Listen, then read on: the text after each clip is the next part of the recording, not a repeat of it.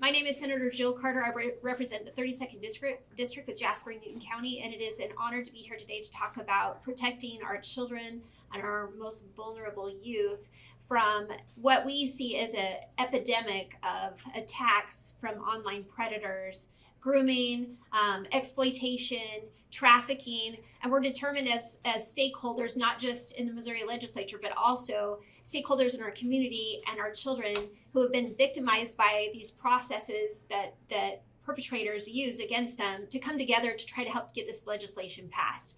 As a mom of 5 children, I'm utterly determined to make sure that this passes. It's difficult to listen to the stories that are told to me by not just constituents but from across the state, of children who are considering taking their lives because of what is happening to them, and there are no laws in place to protect them. So we're determined to make sure that that changes here today. I'm going to turn the time over to our House reps, who we've been working collectively, collaborating with, to try to make sure that they're able to talk about the grooming portion, the extortion portion, and that they have a voice in also being able to participate in this. And then what we'll do is turn a little bit of time over to our law enforcement, and then also our not-for-profits who have taken part. They're the ones who see the victims after the crimes have been committed, or what will soon be the crimes that have been committed, and so we want to give them a voice as well. So Ed, if you wouldn't mind, I'm going to turn the time over to Ed Lewis. Thank you.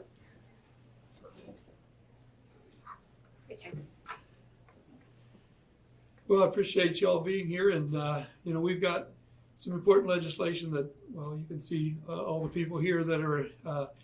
This is a bill.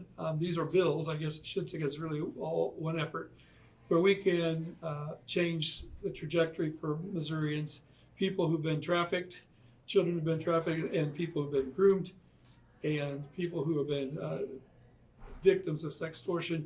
All of those things are happening in Missouri, and they're things that we need to address, and these bills do that, and the people that are behind me here are really going to be instrumental in getting this across.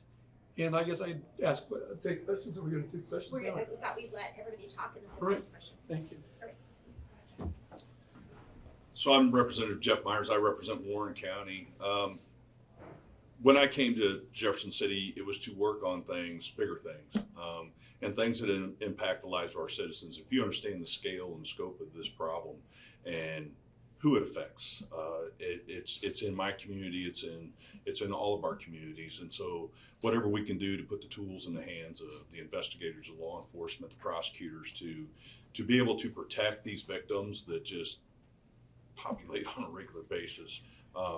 That's what I came up here to do, and that's why this has been such an important issue for me. So, Representative Warwick. Yes, I'm Representative Warwick from the 128th District, which is Polk County, Southwest Missouri.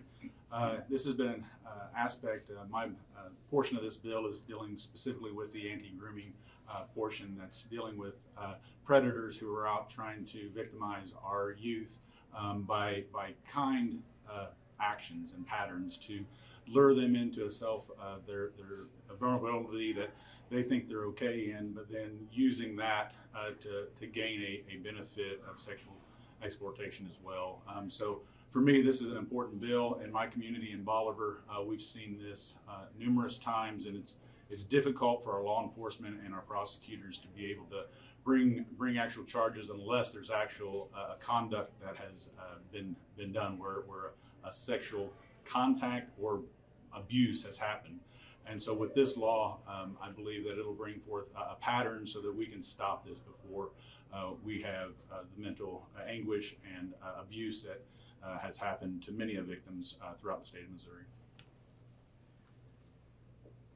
Hello, I'm Representative Burt Whaley of the 138th, that is Stone County and Southern Christian County.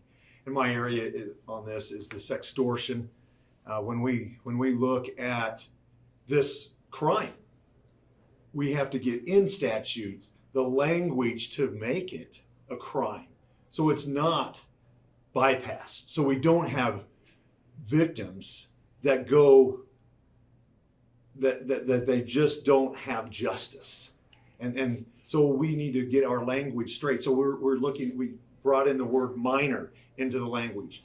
We identify harm either to self or just physical harm from the stress, the trauma from being victimized, and even to death. So we've added that in. We've also looked at the criminalization of it and looked at the sentencing.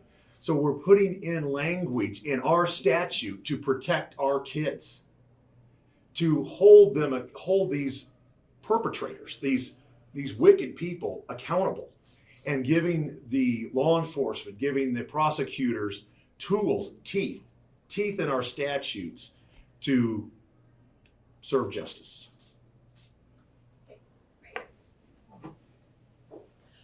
Senator Carter, representatives, sincerely, I appreciate your work on this. I'm Wes Coatney. I'm the Chief of Police for the Aurora, Missouri Police Department. And I had the task of investigating the death of Evan Bettler. And the reason that I'm here is because we have some gaps. We have some gaps in our statutes. We have some gaps in our ability to investigate sextortion, and also sextortion usually is premeditated by grooming behaviors. And what we have right now is a situation where often something bad has to happen before I can step in as law enforcement and hold somebody accountable. And what this legislation would do, what these statutes would do, is give us an opportunity to take a look at those interactions that are happening with a child inside their home, with someone from outside their home over the internet, and see what is about to happen and what is about to transpire, and stop it before something bad happens and we lose an Evan Bettler to a situation like that. Unfortunately, predators no longer are waiting on the street corners for your child to walk by. They now are in your home, on the internet, on apps, on social media, and they have unfettered access to our kids, whether we want to admit it or not. And law enforcement sometimes can get notified of these things about to happen, and our hands are sometimes tied to take those actions that are necessary to stop it before something terrible happens. And this legislation will absolutely give us the tools to not only hold people accountable, but give us statute to cite, to apply for search warrants and get the data that is happening and put a stop to it, hold somebody accountable prior to losing a kid or having a kid be a victim. And so this is fantastic. This will change the game for law enforcement and for victims across the state. I'm Carrie Bettler. Our son, Evan Bettler, was a victim of sextortion, and he was led to feel like there was no way out, and ultimately resorted to taking his own life as a result of being exploited online. And my husband Brad and I, we founded Evan's Voice, and our goal is to raise awareness about sexual exploitation and how prevalent it is. And with this bill, we look forward to giving a voice to Evan and helping to give victims some retribution, or just bring justice and keep this from happening to our kids, protect our kids. Hello, my name is Madison Royer. I'm with a grassroots effort called Missourians for Child Protection to create better laws in Missouri to protect children from sexual grooming. My 2 teenage sisters were sexually groomed for 2 years, and he did not break the law in all this. It left them with severe trauma. It left them suicidal, and they're in therapy, getting counseling. And because he didn't rape them, he did not break the law. There are major gaps in our current laws, and with this grooming legislation, we hope to fill those gaps and to protect children from a malicious pattern of behavior that is sexual grooming.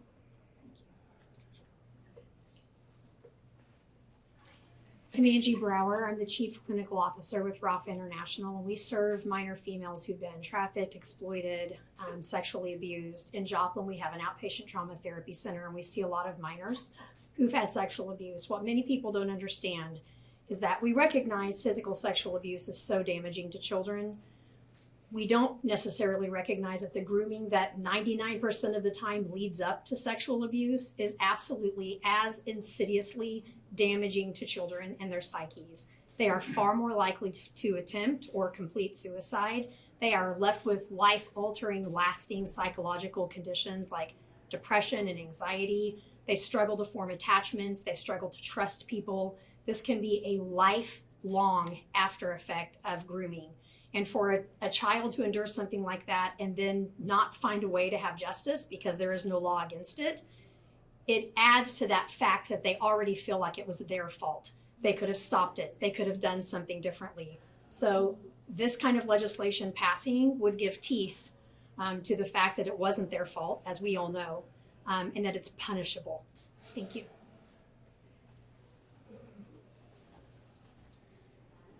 I'm Russell with the Stop Trafficking Project, and unfortunately this issue is not an isolated thing. There are perverts and predators and pimps preying on kids when our kids are online, and pornography is one of the tools that predatory tech allows on their platforms that groomers are using. The Stop Trafficking Project, we educate and empower adults and communities surrounding public schools about the harsh realities of online grooming, and then we're going directly to students, giving them tools so they can avoid being groomed online. Last year, 44% of surveyed middle school and high school students indicated they've met a complete stranger in person they met online. 44%. This is not an isolated situation, it's an epidemic. At the end of our presentation, 85% of the students said that that's bad behavior. We should not be putting the onus of being safe online on our kids. We as adults must step up, and I'm looking forward to this body collectively showing to the United States of America that we really are the show me state as we set legislation to criminalize grooming of minors in the anti-sexting laws and the sex trafficking laws that will be passed by this body. And as a Stop Trafficking Project, we are fully in support and endorse their efforts. Susan, would you wrap up? Sure.